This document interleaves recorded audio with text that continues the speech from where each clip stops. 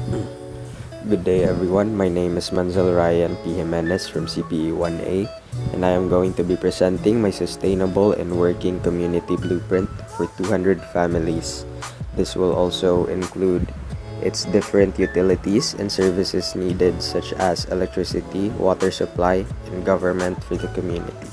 So to start off, step 1 is to locate and survey the area of choice, one that has a nearby water source, and in this case, a reservoir, and fertile soils for vegetation and habitable for livestock. This will serve as food for the residents in the community.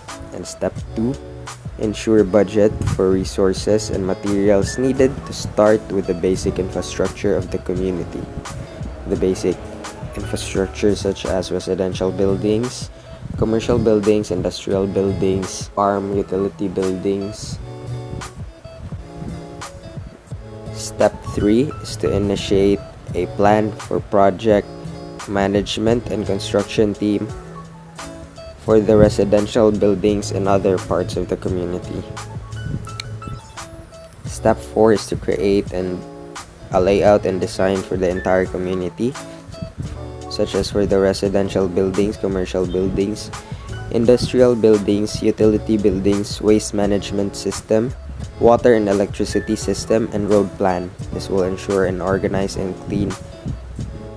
clean building layout for the community. Color codings of the community that is shown on the map are as follows.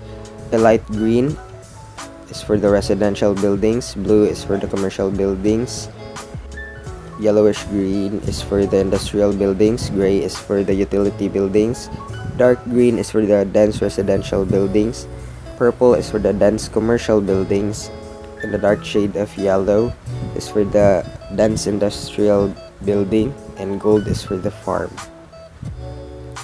Step 5 is to build a water tower or elevated storage tank and a water pump near the water source or reservoir. Water will then be cleaned, treated, and pumped up to the tower, and it will then be stored in the tank. Water is important for the community as this is for sanitary and for consumable purposes. Step 6 is lay out and build underground pipelines that will transport and distribute clean water for the residential, commercial, and industrial areas, or in general, or all areas throughout the community. Step 7 is to create a road layout and devise a road planning system which plans for traffic, land use, and to integrate all areas. This will utilize all parts or areas of the community. Step 8, install solar panels and build wind turbines that will then be used to generate electricity for the community.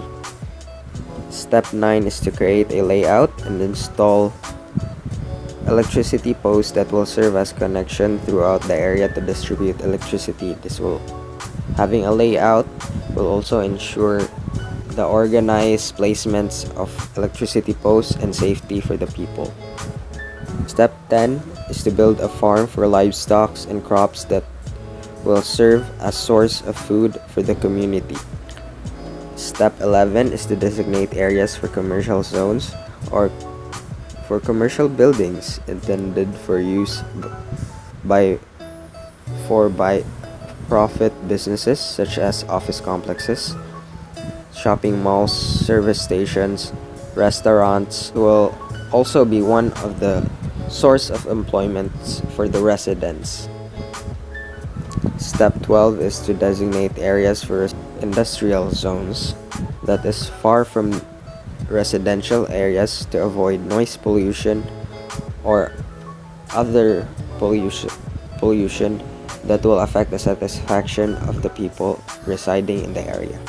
These are areas which are essential welfare and supporting services within the industrial, namely residential colonies for employees, entrepreneurs, staff of industrial units. This can also be a source of employment for the people. Step 13 is to designate an area for landfill or dump site that is far from the residential areas and commercial areas or where there are people who are residing. Having having designated an area for landfill or dump site ensures a organized and clean site for dumping waste materials for the community. Step 14, build education facilities for instructions of enrolled students, including but not limited to any daycare center, nursery school, both catering public or private school. And this is to improve the quality living of the people in the community and for their education. Step 15 is collaborate with other agencies such as law enforcement and EMS colleagues to create structures for police station and fire department. And once that is done, we proceed to step 16, and with that, establish collaboration of law enforcement. You can now build a police station for crime reduction and supportive relationship that are vital in increasing the law enforcement and would be a contributing factor of the quality of living of the people in the community. Step 17 is build a fire department or fire station for suppression, emergency medical responses, hazardous material response, and fire prevention for the community. Step 18 is establish a system for a government and create policies to maintain peace and order throughout the community. Step 19, build a hospital and ensure nearby accessibility of healthcare centers to residential areas. Step 20 is to hire professionals for utility facilities. Forgot to mention, hospitals and healthcare centers are required for a community in order for its people to have good health and to ensure that they have good health. Step 21 is to build a gas plant to separate more valuable heavy components such as propane, butane, etc. for product blending or feed to conversion. This will serve as fuel system for the community. Step 22 is to make a transportation system such as jeepney stop, taxi stop, bus stop, which produce the demand for travel within the community and the supply of transportation service to satisfy this demand for the people in this community. And the gas plant part will also come in handy because most of its products are used for the last part in making the transportation system. And lastly, this is the final blueprint of how my community would look like. Next is the emergency processes of my community in terms of disaster preparedness and risk management protocols during typhoon, flood, and earthquake and famine. First off is typhoon. First thing that we'll do is build a emergency kit for each families and a family emergency plan for every resident in the community. Next is know your surrounding, and third is everyone should be advised to stay safe in a strong house. In that case, that is met by planning. That is met in the project management and construction team planning. Next is evacuate from low-lying areas to higher grounds. In this case, the community of choice has a flat a flat surface area, which which in that case we I